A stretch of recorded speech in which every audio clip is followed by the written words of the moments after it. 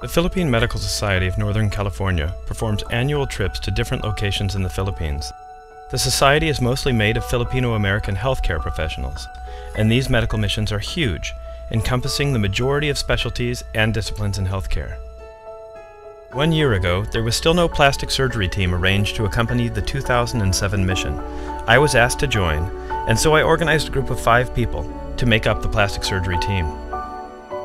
As all of you know, I discovered in the fall of 2006 that there was no dedicated plastic surgery equipment for this mission, and that we would need to come up with the supplies necessary to perform all of our surgeries. On the brink of collapse, we decided to make a plea for financial support to see if we had any hope of getting what we needed to do all of these procedures. Over 24 donors came forward to assist in our cause, and we achieved the funding goals we had set out to supply all of the disposable supplies, medications, and surgical instruments we needed. The surgical instruments were beautiful, brand new, and exactly what was necessary for these very delicate surgeries. Nicely, those instruments will now be available for us for future missions with this particular group. So, in no uncertain terms, this mission would have been canceled if we had not raised that money. Please keep this in mind as you consider the dramatic consequences of your generosity. The Philippines consists of over 7,000 islands and is split into regions called provinces. We went to Naga City of the Bicol region, a bustling town with busy streets, commercial centers, and a large public hospital. News of our arrival had been broadcast, and fortunately the local physicians had screened a number of our patients. So on Sunday, when we arrived to visit our potential patients, the halls of the hospital were already full of patients, waiting for all kinds of surgical care. We operated for 4.5 days from Monday through Friday. Word spread of our arrival throughout the week, so patients continued to arrive and our schedules remained full the entire time we were there. Creative scheduling and hard work led to our being able to treat 24 total patients, and we're proud to say that no plastic surgery patient that was cleared for surgery was turned away. Some of the stories were dramatic and at times heart-wrenching.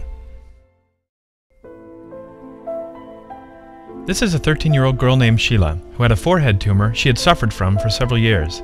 The stigma from this was so bad that no hairstylist would touch her, so Sheila mostly just stayed at home, and when it was necessary, her mother would cut her hair. The minute she woke from anesthesia, Sheila's right hand raced up to touch her forehead to be sure that the tumor was gone. Fortunately, this turned out to be nothing more than a benign cyst, and her problem is definitively solved.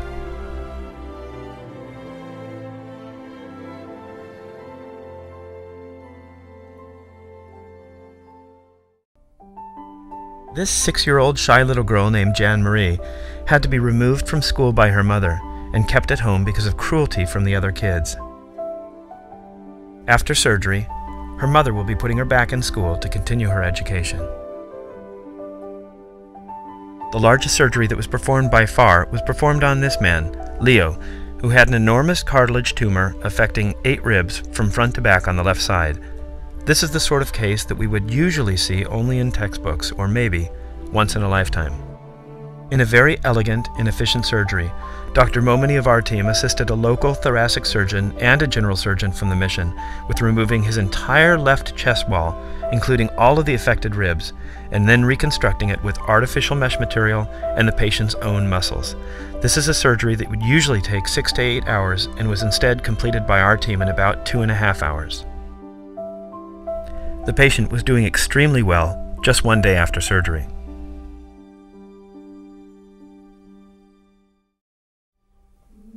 The brain has to learn to speak at just the right time in a person's life. So if a cleft palate isn't repaired by the time a patient should learn to speak, then they're likely to have a severe lifelong speech deficit. We were able to repair the palates of 4 such patients who came to us in time for them to have a hope of speaking normally. The total amount of services delivered by the plastic surgery team to those 24 patients, as it would have cost in the United States of America, was over $250,000. Some patients arrived from far away after hearing about the medical mission. Sometimes patients were walked right back to the operating room for their surgery to begin almost immediately after their arrival to the hospital. We would walk up and down these hallways every day, full of patients, and they would try to catch my eye as I walked by, sometimes to ask if I was the type of doctor that could solve their problem. But usually, it was just to say, "Thank you, doctor," while they waited their turn. Probably the hardest part of the mission wasn't the long hours, or even the challenging facilities or environment. It was our inability to find any sense in the suffering of children who waited for years without any real solution to their problem.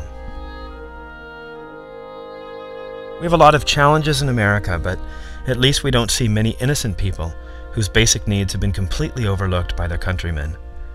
And there's something especially tragic about being left behind in such an abundant world.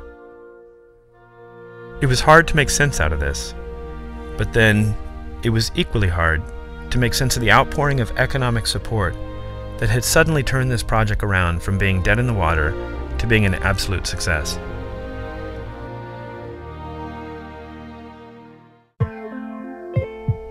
So we have to say thanks to our generous group of supporters for helping us to send a very different message to those particular children on that particular week. It was a message that was best delivered with actions and no words at all, or maybe at most, a message spoken with just one word.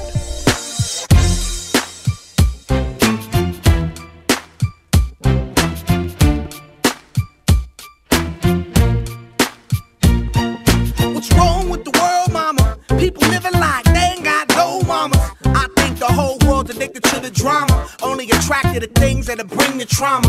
Overseas, yeah, we trying to stop terrorism, but we still got terrorists here living in the USA, the big CIA, the Bloods and the Crips and the KKK. But if you only have love for your own race, then you only leave space to discriminate, and to discriminate only generates hate. And when you hate, then you're bound to get irate.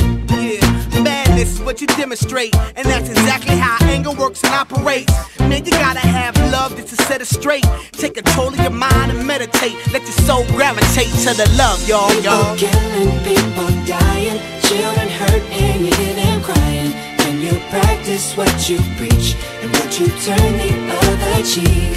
Father, Father, Father, help us, send some guidance from above. These people got me questioning, where is the love? Where is the love? Where is the love? Where is the love? Where is the love? Where is the love? Where is the love? Where is the